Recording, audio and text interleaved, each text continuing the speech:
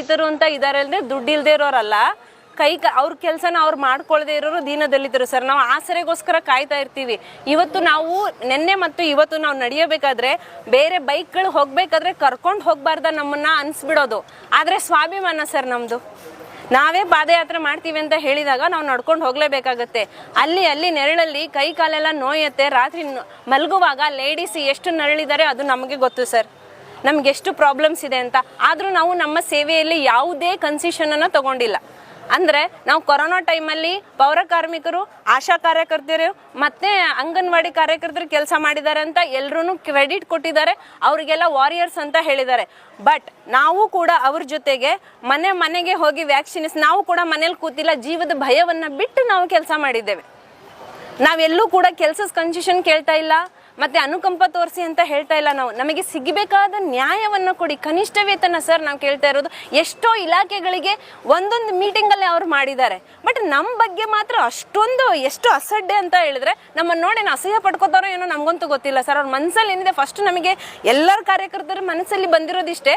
Actually ವಿಕಲಚೇತನರ ಬಗ್ಗೆ ಅವ್ರ ಮನಸ್ಸಲ್ಲಿ ಏನಿದೆ, ಅವರು ಗ್ಯಾರಂಟಿಗಳನ್ನ ಘೋಷಣೆ ಮಾಡಿದ್ರಲ್ಲ, ಅವರೇನ ಇದನ್ನ ಮಾಡ್ತಾರಲ್ಲ, ಮೆಮೊರಾಂಡಮ್ ಮಾಡ್ತಾರಲ್ಲ ಎಲೆಕ್ಷನ್ಗಿಂತ ಮುಂಚೆ, ಆವಾಗ ಕೊಟ್ಟಿದ್ದ ಭರವಸೆ ನಮ್ದು ಫಸ್ಟ್ ಗ್ಯಾರಂಟಿ ಸರ್. ಅವ್ರ 5 ಗ್ಯಾರಂಟಿಗಿಂತ ಮೊದಲೇ ಇದ್ದಿದ್ದು ನಮ್ಮ ಗ್ಯಾರಂಟಿ. ಅಂದ್ರೆ 6th ಗ್ಯಾರಂಟಿಯಲ್ಲಿ ಫಸ್ಟ್ ಗ್ಯಾರಂಟಿ ನಮ್ದಾಗಬೇಕಾದಿತ್ತು. ಬಟ್ ಅವರು ಅದನ್ನ ಮರ್ತಿದ್ದಾರೆ.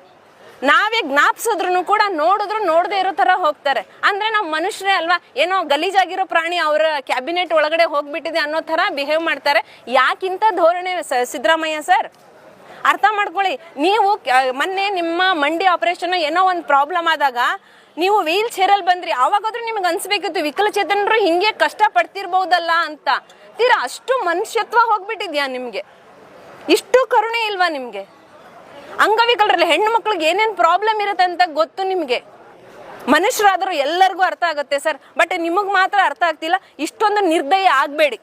ಯಾಕೆಂದ್ರೆ ನೀವೇ ಹೇಳಿದ್ರಿ ನೀವು ದೇವರು, ನೀವು ಆಶೀರ್ವಾದ ಮಾಡಿ ಅಂತ. ದೇವ್ರಗಳಿಗೆ ಶಾಪ ಹಾಕಕ್ ಬರಲ್ವಾ? ಅಯ್ಯೋ ಅಂತ ಇವತ್ತು ನಾವು ನಡ್ಕೊಂಡ್ ಬಂದಾಗ ನಿನ್ನೆ ಎಲ್ಲರೂ ಅಷ್ಟೇ, ಊಟದ ವ್ಯವಸ್ಥೆ ಇರಲಿಲ್ಲ ನಮಗೆ, ಊಟ ಲೇಟ್ ಆಯ್ತು, 11:30 ಆಯ್ತು. ಅವ್ರ ಪಾಪ ಎಲ್ಲೋ ವ್ಯವಸ್ಥೆ ಮಾಡ್ಕೊಂಡು ಬಂದ್ರು ನಮಗೋಸ್ಕರ ನಾವೇ.